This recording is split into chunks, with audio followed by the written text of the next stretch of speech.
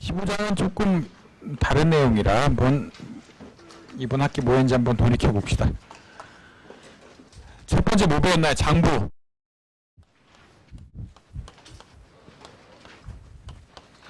장부가 어떻게 구성이 되는지, 대차 면적비가 뭔지, 뭐 이런 것들, 배변과 차변이 뭔지, 자산 등이 뭔지. 장부를 통해서 여러분들이 뽑을 수 있는 정보들이 뭔지도 배웠어요. 장부 활용.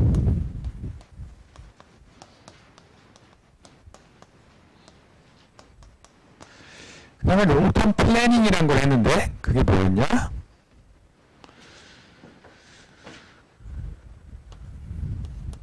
롱텀 플래닝은 결국 뭐야? 내 미래에 회사가 어떻게 될 것인지에 대해서 분석을 하는 거지. 분석을 어떻게 해? 장부를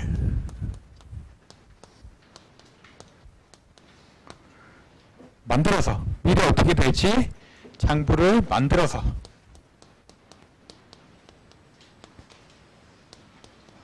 이게 롱텀 플래닝에서요. 뭐야? 미래 캐시플로우가 어떻게 되고 미래 매출액이 어떻게 되고 그럼 내 자산의 구성이 어떻게 바뀌고 장부를 만들어서 롱텀 플래닝 한다.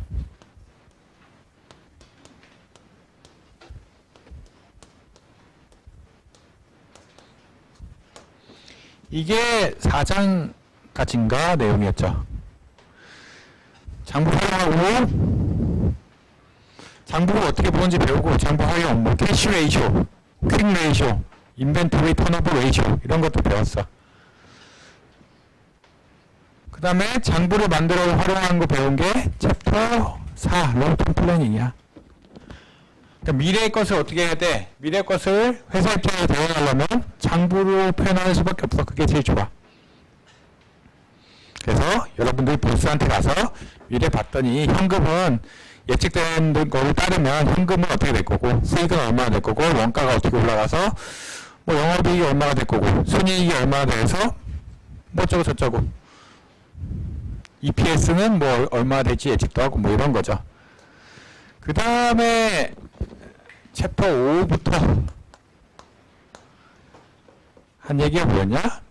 챕터 5, 6에서 한 거는 디스카운트 캐시플로우 어프로치죠.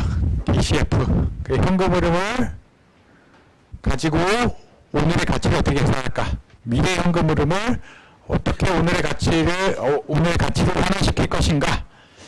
이거였는데 적용 어떻게 했어? 7장에서는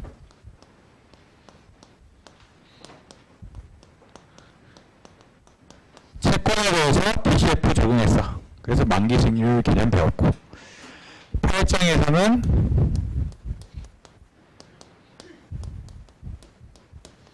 주식에 대해서 적용했어. 만기 승률. 9장에서는 투자 혹은 기업 전체에 대해서 뭐 사실 9장에 대해서는 투자에 대해서 얘기했지만 이 가치 방법, 순현재 가치법이란 게 기업 전체에 대해서 서로 사용이 될 수 있는 거니까 투자나 기업에 대해서 적용하려면 어떻게 해야 되느냐. 그래서 투자나 기업에 대해서 뭐 현재 가치, 순 현재 가치를 계산하자면 기본적으로 이런 식으로 쓸 수 있다고 했죠.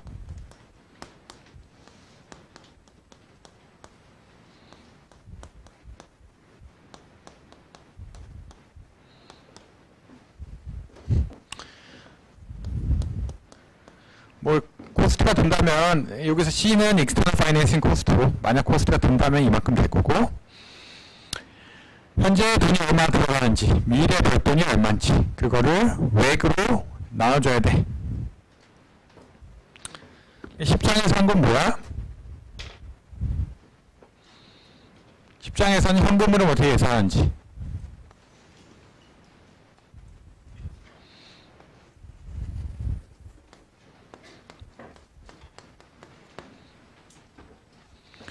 삼 3장에서 한 건 뭐야?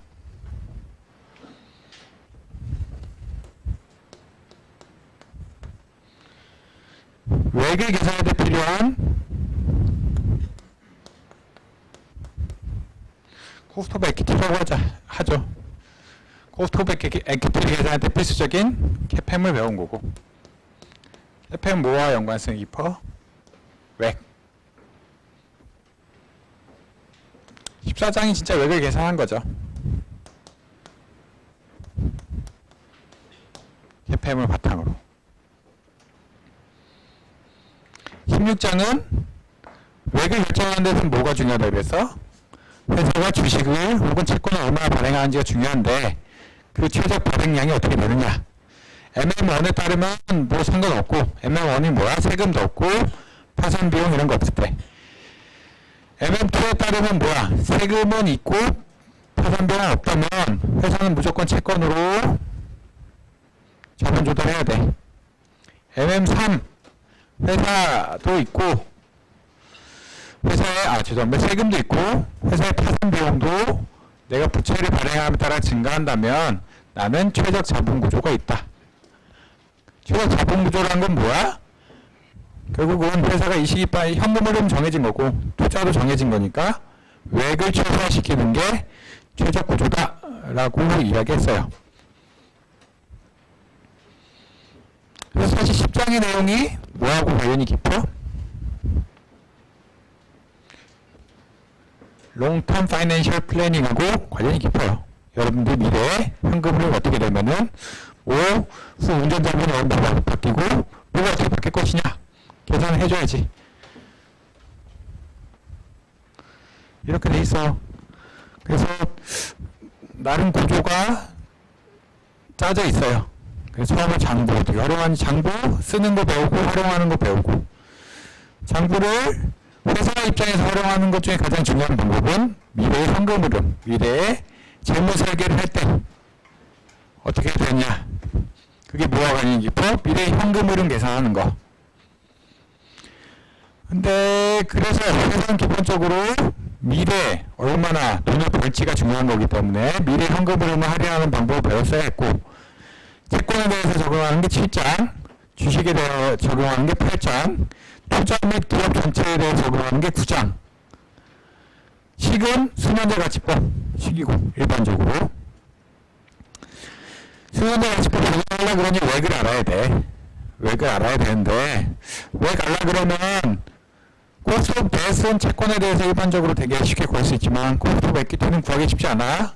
그래서 자본, 자산, 가격 결정 내용을 13장에서 배웠고 14장에서 웩을 했고 16장에서 뭐야, 최적 웩이 뭐냐까지 했어. 이게 여러분이 한 거 구조가. 그럼 안 한 건 뭐냐? 여기 한 거 뭐야? 투자 어떻게 해야 되는지 했고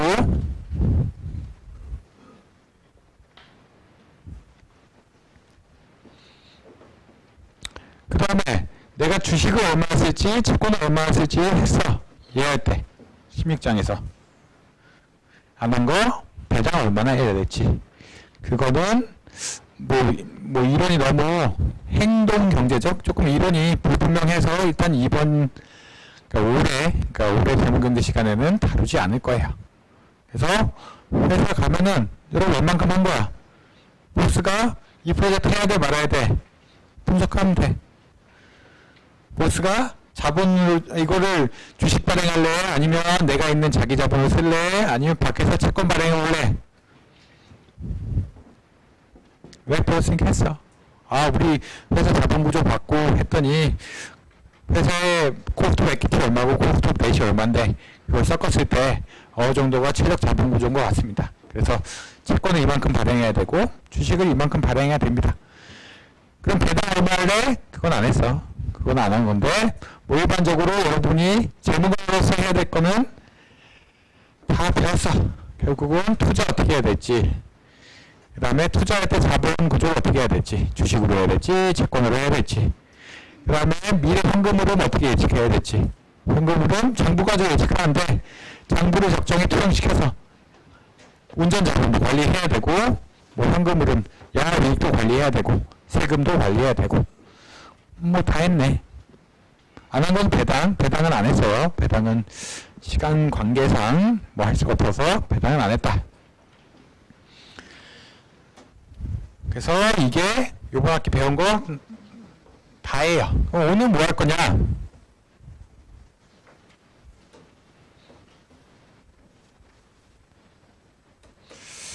오늘은 무엇을 할 거냐?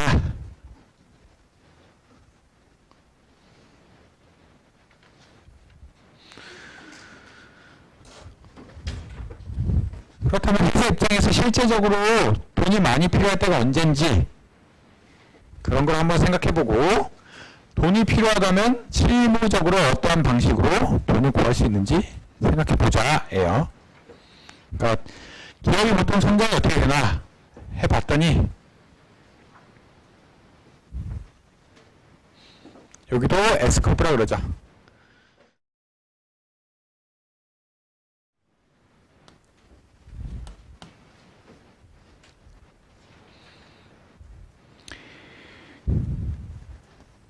요 단계 무슨 단계야? 여러분 창업하는 단계예요. 창업하는 단계에서 돈이 필요하지. 보통 창업하는 단계에서 돈은 누가 내죠? 가족이 대주거나 학교 R&D가 대주거나, 그 다음에 여러분들 모집 단도 잡아서 대주거나. 창업 단계.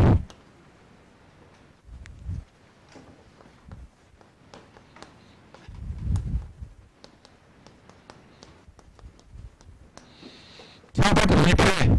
여러분들 임금 받다가 금수저 몰고 태어났으면 상관없지만, 임금 받다가 창업하려고 그러면 돈이 없어. 그러면 주로 근사한 말로는 패밀리 펀드라고 해요.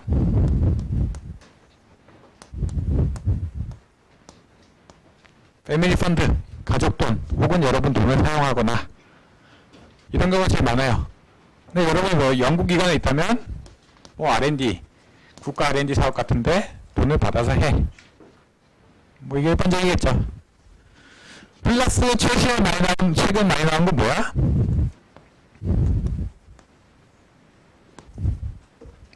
엔젤 펀드. 창업하는데 뭐 아이템이 있을까 말까야. 아이템이 있을까 말까 해서 돈, 이거 아이템 뭐 잘 될 것 같아요. 뭐 이런 얘기 할 수 있겠죠. 그러면 요새 지금 많이 하는 거 엔젤 펀드, 크라우드 펀딩 뭐 이렇게 많이 하는데, 요새는 뭐 인터넷 웹사이트에 올려가지고 기술 평가 된다 안 된다 평가받고 뭐 시드머니를 좀 받아서 할 수 있어요.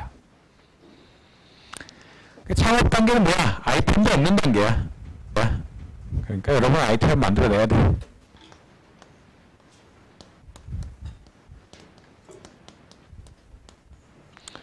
아이템이 생겼어. 그러면 특히나 미국의 경우에는 누가 자본금을 많이 대죠?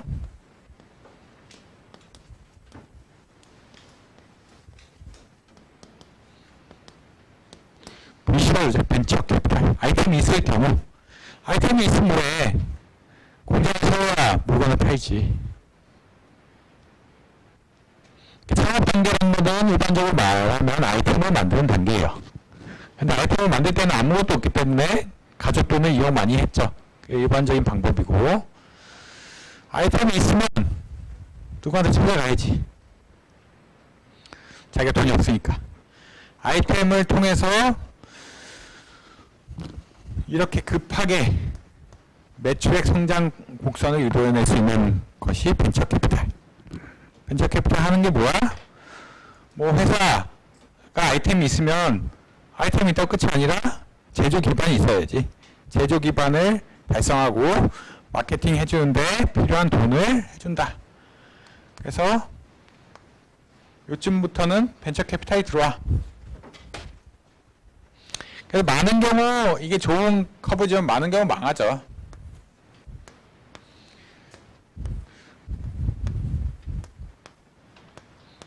열에 9은 망해. 잘 되면 이렇고.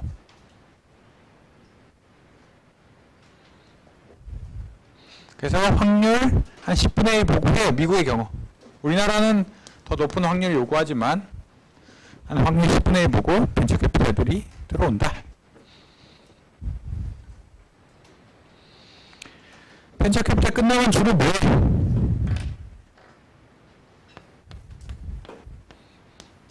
생산 기반을 넓히려고 해. 생산 기반을 넓히고 나는 국제적으로 돈을 많이 벌려고 해. 그럼 상장할 상장. 주식시장에 나와서 상장한다는 뭐야? P자가 뭐예요? 퍼블릭이야, 퍼블릭. 원래 이때까지는 주식 가진 사람이 누군지 알아. 거래가 안 되니까. 거래가 돼도 흔히 말하는 번치로, 블록으로 거래가 되기 때문에 대강 다 알아요.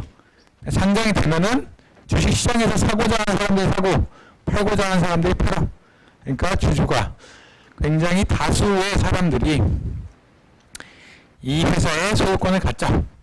그렇습니다. 그래서 여기까지 있다가 주식을 증자하는 거예요. 사실 말하면 IPO라는 거는 원래 100주였는데 1000주 더 발행해서 돈을 왕창 모아서 사업에 뛰어들자.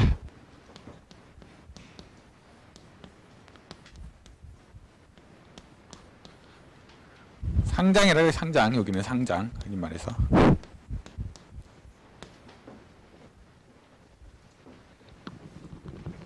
상장한 돈을 가지고 회사를 기업을 사고 마케팅도 본격적으로 하고, 테슬라 이런 회사들도 상장한 후에 커진 거예요. 어떻게 말하자면. 그 다음에 상장하게 되면 어떤 채권, 물론 은행에서 상장하게 되면 여전히 은행에서 돈을 꿀 수도 있고, 은행에서 돈을 꿀 수도 있지만, 말이 죄송합니다. 꿀 수도 있지만 Public Security Market,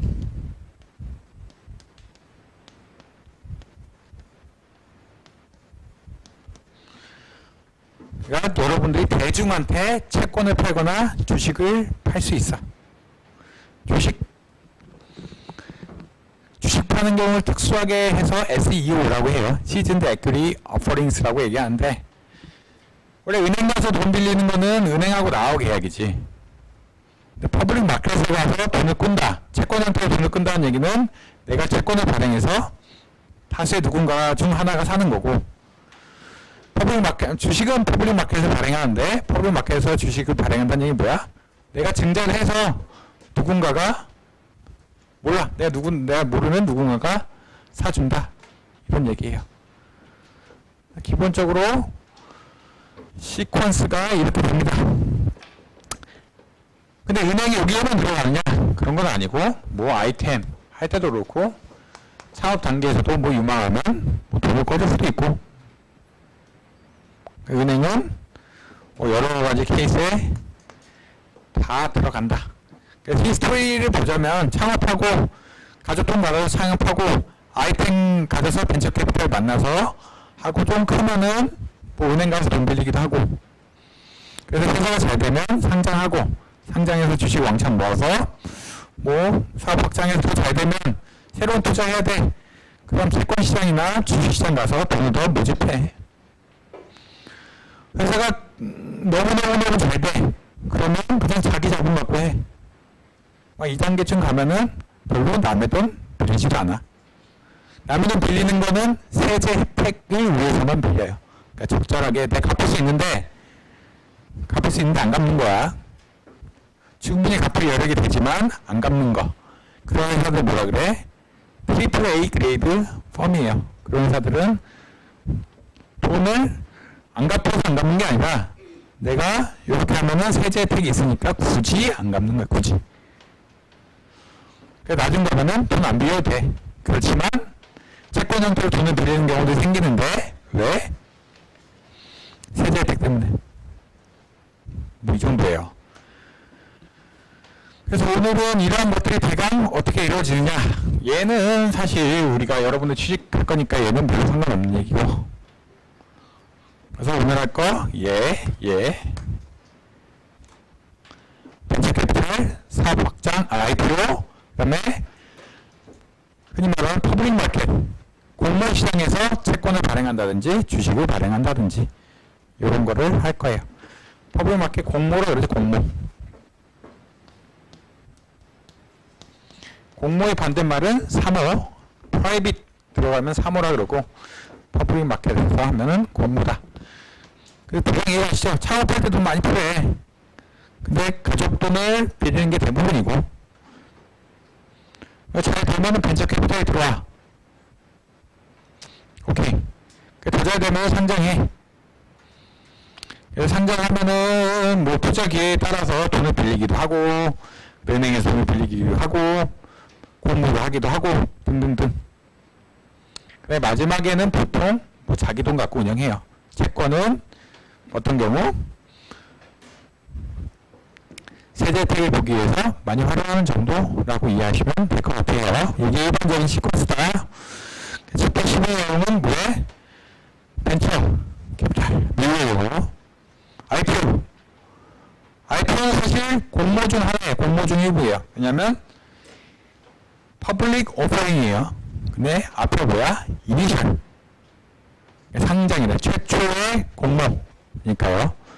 그래서 이니셜 퍼블릭 오퍼링이라고 하는데, 뭐 기본적으로는 공모 중 일부다. 회사가 커야 공모를 하기 시작해. 그 정도만 아시면 될 것 같아요.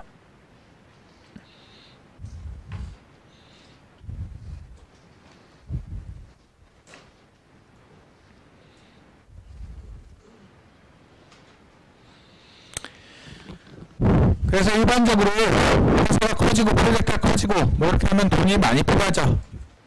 돈이 많이 필요한데 자본을 많이 가질 수 있는 사람은 벤처 캐피탈 초기 단계에서는, 이후에는 상장해서, 그래서 세 번째로는 이제 채권 같은 거 공모해서 장기 채권 같은 거 발행해서 투자하는데 돈을 쓰는 게 일반적이다 라고 보시면 됩니다.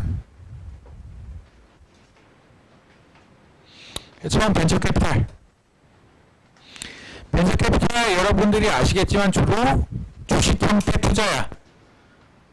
주식 형태 투자 뭐야? 내가 이 회사에 100만원 줄 테니 네 회사 지분의 50% 줘. 뭐 이런 게 주식 형태 투자야. 그러니까 미래에 단기적으로는 그러니까 채권을 빌려주면 어떻게 돼? 채권을 빌려주면 회사가 못 갚으면 돈 빌려준 사람이 회사의 경영권을 빼앗죠. 그러니까 뭐 그런 거 좀 피하고 회사 몇 년 동안 잘 굴려봐. 미국의 경우는 한 5에서 10년, 7에서 10년. 한국의 경우는 한 3에서 5년 이 정도 돼요. 벤처 캐피탈에 있는 기간이. 7에서 10년 동안 내가 돈을 꺼줄게. 근데 너네 중 10중 9은 망할 거야. 보통은 10중 하나는 잘 되고 한 2-3개는 그냥 보통이고 6개는 망하고 이 정도입니다. 어쨌든 7에서 10년 동안 내가 주식 니네 회사 주주로 있을게. 처음에 돈을 주면서, 처음에 돈을 얼마 줄 테니까 니네 회사 주주로 있으마. 회사 사업을 잘 해보자. 이런 얘기죠. 주주는 뭐야? 주주는 뭐야? 주주는 회사의 주인이죠. 회사의 주인은 경영권에 간섭할 역량이 있어요. 그게 사실 역할이기도 하고. 그래서 마케팅 어떻게 해야 되는지, 혹은 투자가 어떻게 해야 되는지, 뭐 이런 거에 대한 가이드까지 주기도 한다. 그 다음에 얘는 끝까지 있지 않아. 왜냐면 벤처 캐피탈은 펀드에서 운영하는데, 펀드들은 어떻게 돼? 몇 년마다 한 번씩 없앤다는 게 뭐야? 리퀴데이트 한다고 그러죠. 그러니까 투자자들한테 돈을 돌려줘야 돼. 원금에서 시켜줘야 되니까 뭐 10년 정도 운영하고 말아. 그 말은 뭐냐? 회사 지분이 있어도 팔아야 돼.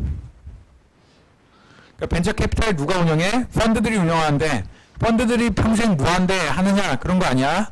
투자자들 있으면 몇 년간 대강 운영기관을 삼고 그 이후에는 원금하고 이익금을 환수해 주겠다. 이런 얘기예요. 그러니까 벤처 캐피탈은 본질상 한 10년 안에 혹은 10몇 년 안에 손을 떼야 돼. 왜냐면 벤처 캐피탈 자체가 펀드고, 펀드는 투자자들한테 돌려주면서 자기 생을 다 해요. 영원히 안 돌려주는 펀드는 없어. 원금하고 수익 얼마 따따이로 도와줘야 되니까. 그게 주로 어떻게 하느냐? 자기 지분을 팔거나 다른 사람한테, 아니면 상장할 때 지분을 넘기거나. 자기 지분을 다른 회사에 팔거나 아니면 상장할 때 다른 주주들한테 팔거나 그거를 엑시트 스트래티지라고 얘기합니다. 뭐 그렇다.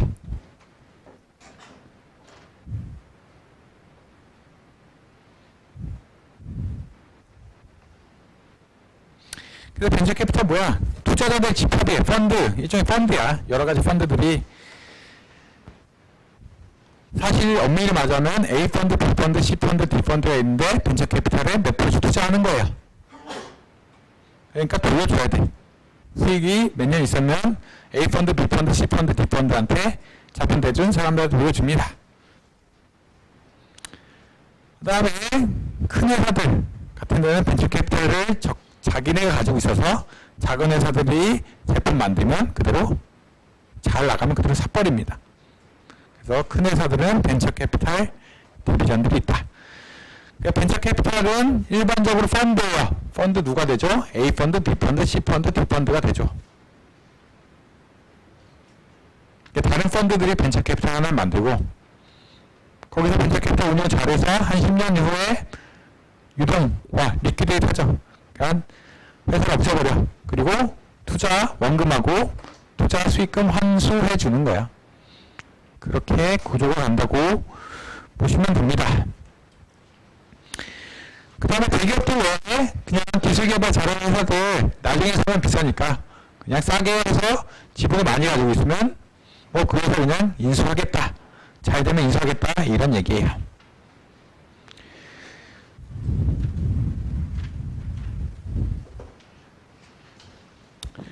여러분들이 벤처 캐피탈리스트 망할 일이 죄송합니다.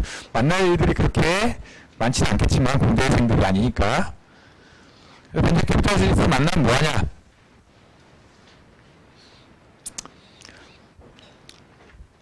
기본적으로 미국이 이해하면 보통 이렇게 한다라는 얘기예요. 벤처 캐피탈리스트 여러분들이 아이템이 있으면 아이템이 있는 단계에서 만나는 거예요. 자본 투자 받으려고 만나는 건데 어떤 벤처 캐피탈은 특히 이 매니저는 경영권에 간섭을 한다. 어떤 벤처 캐피탈은 안 한다. 나는 간섭하는 거 싫다. 나는 간섭하는 거 좋다. 이런 부류들이 있을 거예요. 그래서 벤처 캐피탈마다 경영권을 얼마나 지배하는지, 얼마나 활용하는지에 대한 스타일이 있는데 그 스타일에 따라서 고른다. 레퍼런스 구한다는 건 뭐 기본적으로 얼마나 내 기술이 편한 건지, 내 아이템이 좋은 건지 보여주는 거고요. 이거는 벤처 캐피탈과 관련된 건데 벤처 캐피탈들이 결국 마케팅도 해줄 수 있고 뭐 다른 전문가들을 소개시켜줄 수 있기 때문에 벤처 캐피탈이 가진 자산이 뭐냐 이런 거 잘 분석해서 결정해야 된다. 벤처 캐피탈들이 어떤 엑시트를 몇 년 만에 자기 자본 털고 나갈 거냐. 아무리 봐도 내 프로젝트, 내 아이템은 15년은 걸려야 될 것 같은데 이 벤처 캐피탈은 10년 만에 없어져. 그러면 안 되겠죠. 10년 만에 다 상장시키고 나가야 돼. 나는 상장을 15년 보는데 이 회사는 보통 상장 10년 안에 할 거야. 그럼 나랑은 잘 안 맞는 거예요. 뭐 그런 식으로 평가를 잘 해야 된다. 또 어떤 벤처 캐피탈들은 M&A를 많이 시켜. 내 기술이 있으면 그냥 다른 기술을 팔아. 나는 근데 평생 사장님 하고 싶어. 그러면 그런 벤처 캐피탈은 고르면 안 된다. 뭐 그래서 여러 가지 베리에이션들이 있다 정도로 이해하시면 될 것 같아요. 그래서 벤처 캐피탈 뭐 수박 겉핥기 식이지만 간단히 넘어갔어요. 그래서 여러분들이 작은 회사에 취직을 하게 되면은 한국에서도 벤처 캐피탈리스트를 만날 일이 있어요. 한 100억 단위, 200억 단위, 한 500억 단위 프로젝트까지는 VC들이라고 해서 그쪽에서 많이 합니다. 그래서 끝. 엔젤 펀드 안 한다고 했고요. 그 다음에 여러분 해야 될 거는 뭐야? 회사 운영하다 보면 회사의 재무관으로서 상장 뭐 이런 거 해야 돼. 상장 뭐야?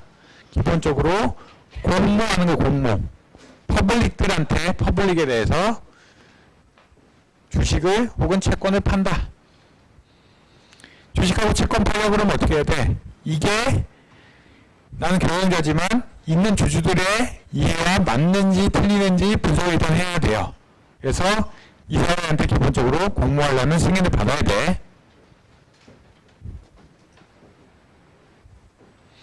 그 다음 공모하면 뭐야? 시장에다 갖다 파는 거기 때문에 SEC, 미국은 SEC, 한국은 증권거래소. 증권거래소에다가 뭐 나는 얼마의 채권을 팔 거야, 얼마의 주식을 팔 거야 라고 서류를 작성해야 돼. 여기서 서류를 작성해야 되니까 무슨 비용이 든다 그랬어? 외부 자본 조달 비용이 든다 그랬어. 변호사비를 써야 되고 뭐 등등 투자은행도 엮어야 되고 뭐 이러니까. 그래서 미국의 경우는 SEC가 한 20일 동안 검토를 해. 만약 이 회사 채권을 발행하려고 하는데 터무니없어. 그러면 받고 시킬 수 있겠죠. 그래서 이 회사는 나는 채권을 발행해서 뭐 프로젝트가 어떻게 되면 돈을 언제 갚겠다라는 대강 파이낸셜 플래닝이 있는데 그게 터무니없어. 그러면 반려 시킬 수도 있어요.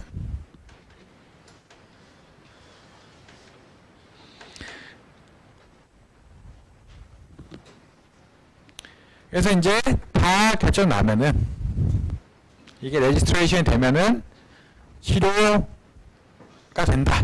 실효 일자가 있어서 가격이 결정이 되게 된다. 왜 가격이 결정이 돼? 얘는 공모하는 건 시장에서 결정되는군요. 시장에서 수요와 공급에 따라서 가격이 결정이 되게 된다. 그래서 일반적으로 퍼블릭 공모에는 몇 가지 방법이 있어요. 첫 번째는 Firm Commitment Cash Offer요. 어느 펌이 커밋먼트래? 투자은행이 내 주식 몽창 다 사서 나한테 팔 거야. 그러니까 나는 주식을 일단 누구한테 팔아? 투자은행한테 팔아. 그리고 한번 그려봅시다. 여러분이 있고 투자은행이 껴요. 보통은. 그리고 퍼블릭이죠. 여기가 흔히 말하는 대중 혹은 뭐 일반 투자자. 퍼블릭이라고 합시다. 여기는 IB라고 하죠. 투자은행.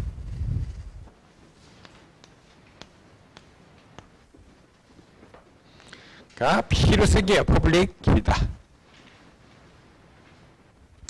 Firm Commitment Offer는 뭐야? 나는 주식을 발행해. 그러면 IB가 일단 다 사. 소유권이 IB야. 내 주식을 100주 발행하면 100주 몽창 사. 100주 몽창 사서 팔아.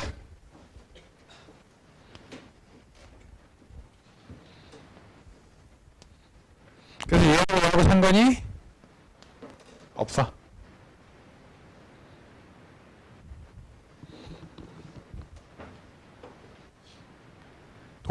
나는 주식을 주고 돈을 받고, 그러니까 투자은행도 주식을 대중한테 팔고 돈을 받고 이런 건데, 얘하고 상관이 있을 필요가 거의 없어. 그냥 투자은행이 이미 내 주식을 몽창 모두 다 소유한 겁니다. 그래서 투자은행이 커밋먼트를 했다고 보시면 돼요. 나는 이 채권을, 혹은 주식을 팔 거야. 나한테 다 넘겨라. 그 다음에 자기가 다 가진 다음에 팔아. 퍼블릭한테. 베스트 에포츠는 뭐야? 투자은행이 최선의 노력만 하겠다예요. 최선의 노력만 하겠다. 투자은행, 여기서는 딜러라 그러죠. 흔히 딜러 다 사고 파는 거는. 왜? 그러지 않고 투자은행 브로커야. 나는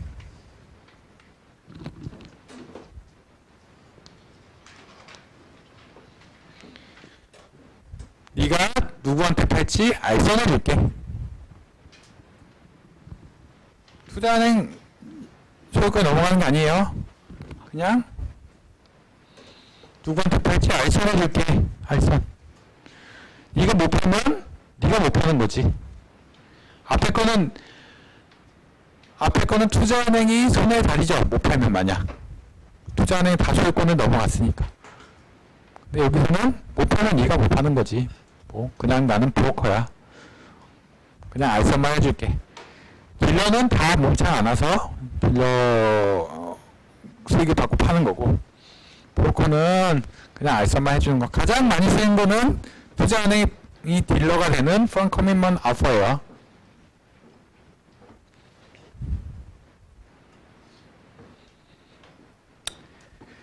근데 둘 다 불만족스러워. 그러면 어떤 거래? 이런 식인데 경매 억션에서 팔기도 해. 그래서 경매 대중들 다 모아놓고 뭐 얼마에 살래? 계속 가격을 비딩해 가면서 살지 팔지 말지 결정하는 방법이 있다. 그거를 더치 억션이라고 합니다. 그냥 억션이라고 말하지. 더치 억션은 세컨 프라이스 억션인데 뭐 그건 나중에 얘기하고, 기본적으로 억션을 통해서 파는 방법도 있다. 그냥 투자은행이 다 사서 얼마 가게 사고 그 다음에 내가 그냥 적당히 알아서 파는 방법이 있고, 투자은행이. 두 번째는 투자은행 알선만 해줘. 이쪽이 얼마에 사려고 하네? 너 얼마 팔래 말래? 뭐 이런 식으로 알선만 해주는 게 있고, 투자은행 쪽에서 억션 경매를 열어서 얼마 팔지 말지 결정하는 방법이 있습니다.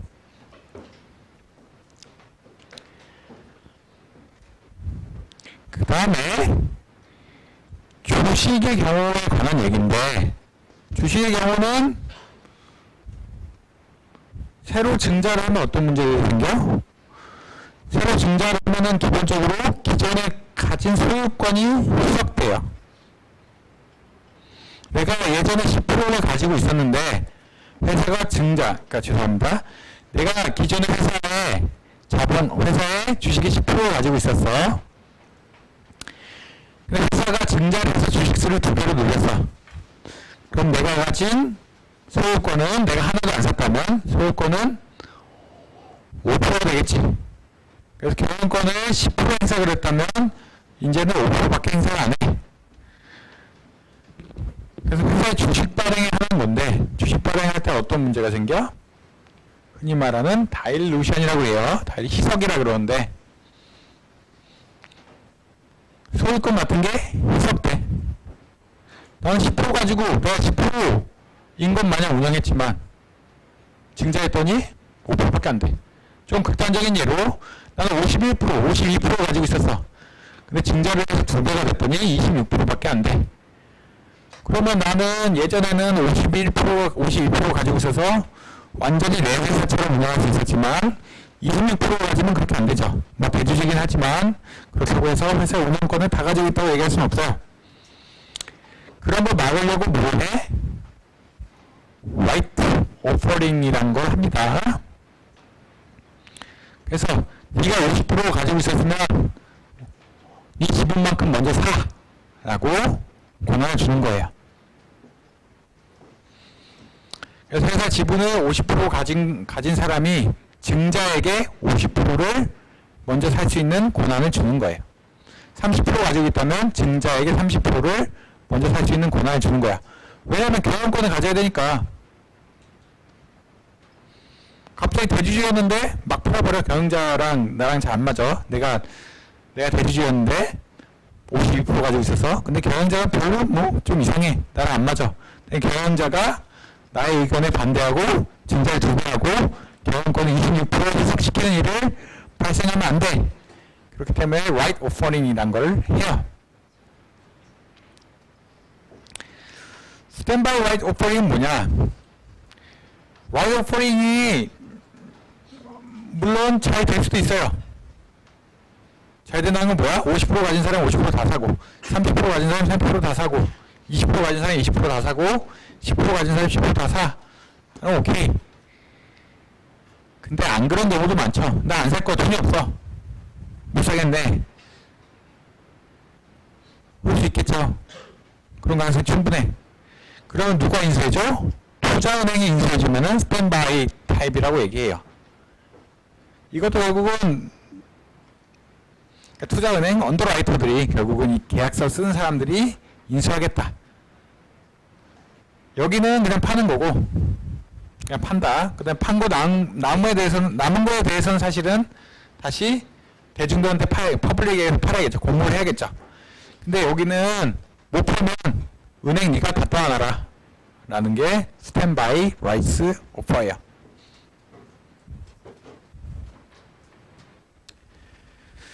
그 다음에 주식을 한꺼번에 많이 발행하면 여러가지 안 좋은 점들이 생겨. 기존 투자자들이 이 주식이 새롭게 발행하면 어떠한 이 회사 주식, 이 회사 가치에 어떤 영향을 미치는지 잘 몰라. 그렇기 때문에 2년에 걸쳐 천천히 발행할 수도 있어요. 2년 동안 100만 주 발행하겠다 해놓고 뭐 6개월에 50만 주, 뭐 다음 1년 반 뒤에 50만 주 이렇게 발행할 수도 있어요. 그걸 쉘프 오프라고 합니다.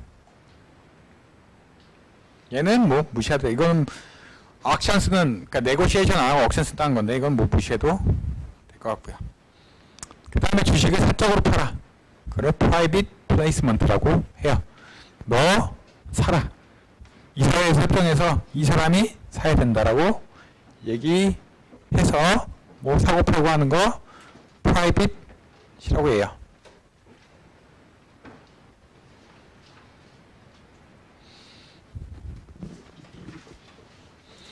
그래서 가끔 이런 얘기 들을 거예요. 가끔 뭐 여러분들이 투자에 관심이 많다면 한국의 경우 MBK 같은 회사를 뭐라 그래? 뭐 조금 관심 있으면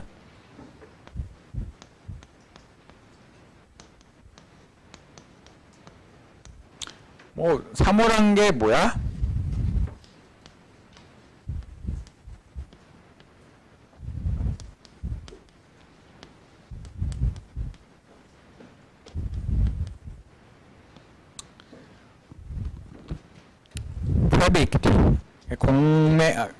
공모를 안 하고 몇 명의 선수가 이 회사의 지분을 가지고 운영하는 펀드라고 보시면 됩니다.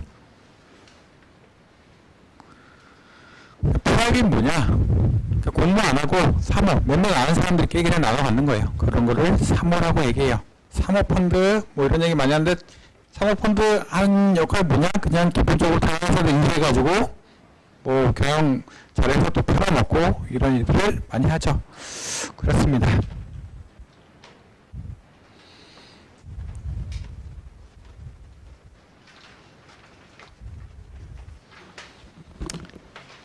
그래서 언더라이터들은 주로 투자은행이에요. 투자은행들인데 투자은행 뭐해?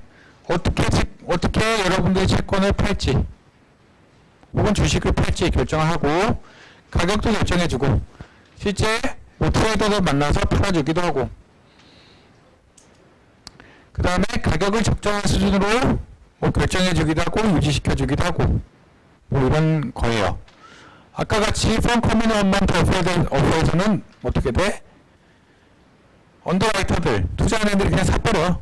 어느 적정한 가격을 주고 사버리고 자기가 좀 보유하고 있다가 뭐 나중에 팔 수도 있는 거고 뭐 그런 가격 안정성 확보에 도움이 됩니다. 근데 상장회사들 요새 최근에 상장하는 회사 덩치가 너무 커. 덩치가 너무 크면 어떻게? 여러 회사들이 신디케이트라고 해요. 신디케이트가 생겨서 여러 회사들이 하나가 돼서 여러 투자하는데 하나가 돼서 뭐 인수하기도 한다.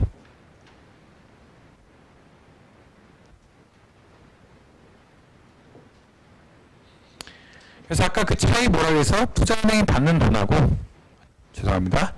맞죠? 투자은행이 투자자들로부터 받는 돈하고 투자은행이 회사한테 지급해주는 돈의 차이를 스프레드라고 이야기합니다. 그래서 스프레드를 통해서 수익을 얻겠죠.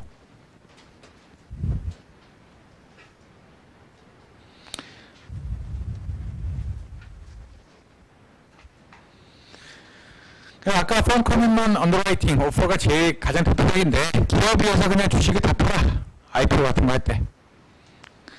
신디케이트가 소유자고 소유자가 이제 대중한테 팔아. 이 신디케이터 어떻게 돈 벌어? 비싸게 팔고 싸게 사갖고 돈을 버는 거죠. 뭐 1%라도 수익이 남는 거니까. 근데 만약 안 팔리면은 혹은 가격이 떨어지면은 문제야. 어떨 때? 신디케이트에서 대중한테 일반한테 팔 때 공모할 때 가격이 떨어지면은 신디케이트가 다 손해를 보는 거예요. 왜냐하면 나는 이미 다 샀기 때문에. 내가 신디케이트 운영 잘하면. 그래서 가장 일반적인 형태다. 베스트 오프는 완전 반대야. 언더라이터들이 그냥 나는 최선만 다하겠다 라고 하는 거예요. 최선 다하는 거는 법적으로는 책임 안 지겠다라는 얘기랑 뭐 동의하죠. 그냥 최선 다했다. 책임 안 지겠다 라는 얘기랑 비슷한 얘기입니다. 안 파는 부분 그래 누구야? 기업이 책임져. 문제는 다 기업이 떠안아. 그래서 만약 기업들이 봤을 때 가격이 영 형편없어. 그러면 취소할 수도 있어. 파일링을 다 해놓고 취소하면은 비용이 들겠죠. 그렇지만 가격이 너무너무 마음에 안 들면 취소할 수도 있어. 파일링은 뭐야? SEC에 가서 변호사 누구 돈 내고 그 다음에 언더라이터들한테 알아보라고 했으니까 그 사람들한테 돈 주고 그런데도 가격이 영 별로야. 그러면 취소할 수 있어요. 그렇지만 돈은 투자은행한테 줘야 되고 아까 SEC 파일링 할 때도 변호사 비용 같은 거 돈을 줘야 돼. 그래서 요새는 뭐 그렇게까지 많이 쓰이지는 않는다. 다치 옥션은 세컨라이스 프라이스 옥션이에요.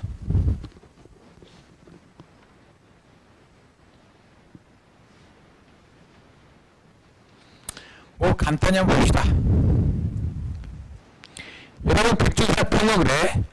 첫 번째 비드, 첫 번째 투자자는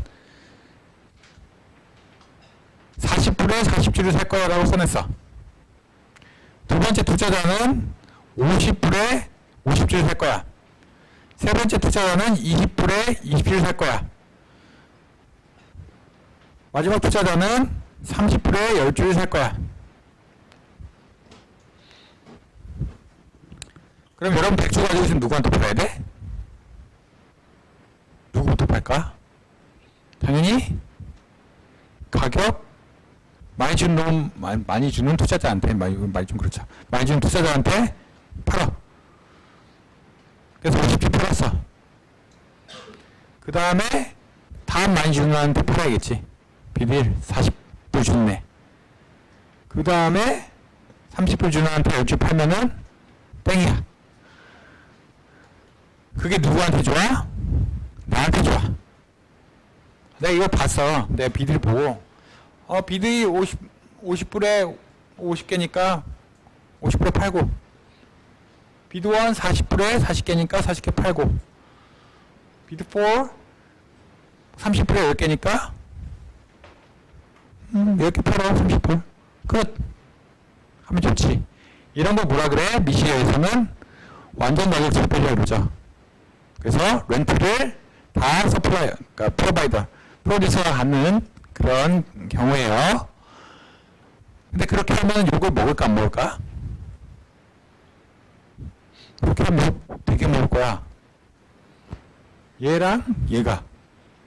맨 마지막 놈은 30%에 샀는데 나는 50%에 샀어. 나는 40%에 샀어. 이상해. 그럼 엄청 뭐라 하겠지. 말이 안 된다. 그래서 가격은 얼마에 결정돼? 30%. 수요가 공급량이 있으면 공급량이 맞춰지는 가격에서 가격이 결정되고 써낸 사람, 높게 써낸 사람들이 부터 가져가기 시작한다 라고 보시면 됩니다. 그래서 나 입장에서는 50불, 40불, 30불 하는 게 제일 좋아. 완전 가격 차별이죠. 그게 제일 좋아. 그렇지만 그렇게 못해. 왜냐면 시장에 상동이 어긋나죠. 같은 재화인데 얘한테 50% 팔고 같은 재화가 같은 공간에 모여 있는데 얘한테 50% 팔고 다른 애한테 30% 팔고 이러면은 이상한 거야. 그래서 떼고 가격 30불이네. 그런 방식을 더치 억션 스타일이라고 합니다. 그래서 100주를 2번 비더 50주, 1번 비더 40주, 4번 비더 10주 다 가지고 가격은 30원에. 그러니까 한 시장인데 가격이 여러 개면 이상하니까. 그렇다고 해서 40불로 뿌려. 40불로 하면 어떻게 돼? 주식이 안 팔리지. 그렇기 때문에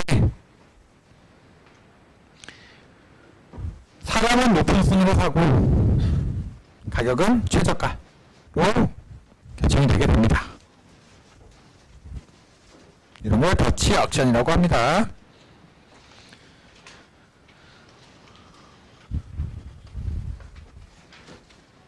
그래서 가격 높게 쓴다고 해서 내가 꼭 가격을 높게 지불하는 건 아니야. 그래서 나는 어떤 생각이 있어? 내가 일반적으로 일반 옵션을 하면 어떤 생각이 들어? 그냥 내가 생각하는 가격을 써야겠다라는 생각이 들 거예요. 다른 경우 생각해 봅시다. 어떤 경우? 최고가액이 다 가져가는 경우가 있을 거예요. 최고가액이 다 가져간다 그러면 내가 생각하는 이 주식의 가치가 50불이라면 50불 잘 안 쓰려고 그러겠지. 왜냐면 뭐가 나도 이득이 남아야 되니까. 45불 쓰고 싶은 욕망이 생겨. 그러니까 최고가 경매를 생각해봐야. 최고가는 일반적인 경매인데 내가 생각하기 위해서 주식의 가치 한 50불이야. 나는 경매를 통해서 좀 얻어가야지. 그럼 몇 불 써야 돼? 한 48불? 45불? 뭐 이렇게 쓸 거야. 이게 일반적인 생각이야. 근데 더치 옥션에는 그런 경우 별로 없어요. 내가 쓰는 가격이 진짜 지불하는 가격이 될 가능성은 낮아. 만약 내가 이 회사 주식을 얻는다면. 그렇기 때문에 나는 내가 생각하는 가격을 적어. 얘에서 50불의 가치가 있는 것 같아. 50불 써. 그렇지만 나는 아까처럼 30불에 사. 그러니까 어차피 내가 주는 가격하고 내가 쓰는 가격하고 차이가 나도 상관없기 때문에 뭐 그냥 50불 가진 사람은 50불에 쓸 경향이 더 있어요. 그래서 정보 차원에서 흔히 말하는 세컨 프라이스 옥션이라 그러는데 이런 옥션이 조금 더 좋아요. 왜냐? 생각해봐요. 최고가 옥션 같은 경우는 50불 쓴 사람이 50불 내고 가져가야 돼. 그럼 나는 깎았을 요령이 있어. 그거 이제 상대방하고 전략적 뭐 결정이겠죠. 50불 낸 사람이 50불 다 쓸 일은 별로 없어. 왜냐면 나 뭐 얻어가야지. 옥션하면. 근데 이런 식으로 하면은 나는 50불 썼다 해도 만약 내가 당첨이 되면은 50불보다는 아래 가격에 가져갈 확률이 굉장히 높으니까 그냥 정가 썰 확률, 정가의 근처에 쓸 확률이 높다. 그래서 자산이 흔히 말해서 효율적으로 분배가 되게 된다. 그러니까 이 회사가 좋다고 생각하는 사람들이 많이 사고 안 좋다고 생각하는 사람들이 덜 사고. 이런 거 어디서 써? 트레저리 뭐야? 트레저리 빌즈죠. 그러니까 미국 연방채권 같은 거 할 때 많이 쓰더라. 구글이 가장 유명한 더치 옥션 아이프로 쓴 회사다 라고 이해하시면 될 것 같아요.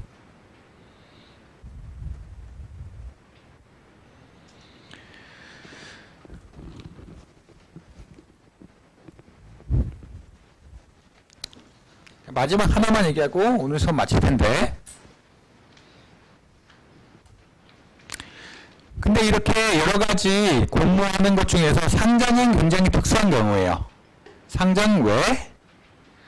상장은 뭐야? 이니셜이죠. 기존의 회사가 거래되지 않던 회사인데 이제 거래가 되기 시작해. 그 말은 뭐야? 이 회사에 대해서 사람들이 잘 모를 가능성이 높겠지. 그러니까 새로 상장하는 회사는 기본적으로 거래가 안 되는 회사들이고, 거래가 안 되는 회사들은 가격이 없어. 그렇다면 이 회사의 적정 가격이 얼마인지에 대해서 의견이 분분해. 상장 전 회사들은 잘 몰라. 왜냐하면 상장하면은 어떤 여러 가지 회계나 감사에 대한 의무가 굉장히 커져요.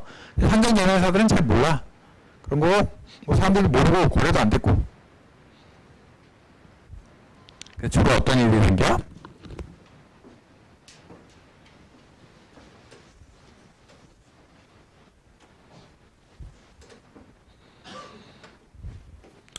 상장에서 주식 가격이 10,000원이었어. 근데 첫날 주식이 올라갈 가능성이 크다. IPO 언더 프라이싱이라고 얘기해요. 그래서 상장 회사들은 첫날 가격이 사실은 시장가일 텐데 시장가에 비해서 돈을 잘 못 버는 것 같다라는 경향이 있어요. 왜냐?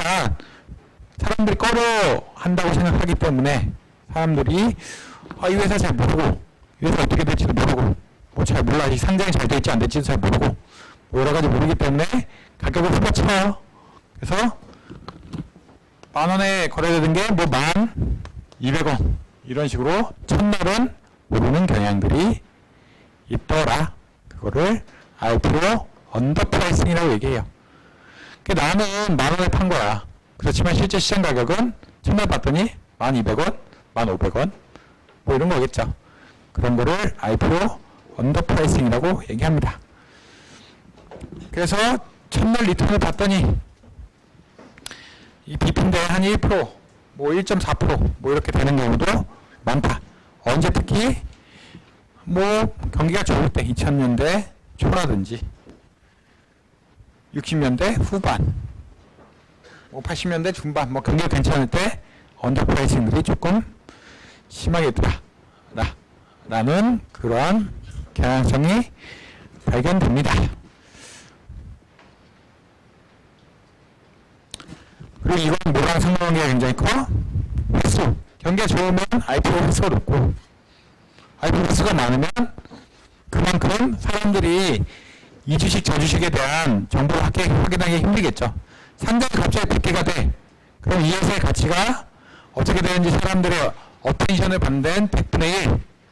상장이 10개가 되면 10분의 1. 뭐 산술적으로. 그러니까 상장이 갑자기 많이 되면은 뭐 한 해 100개씩, 200개씩 해버리면은 너무 사람들이 잘 몰라. 그래서 가격을 후려치는 경향성들이 있더라라고 이해하시면 될 것 같아요.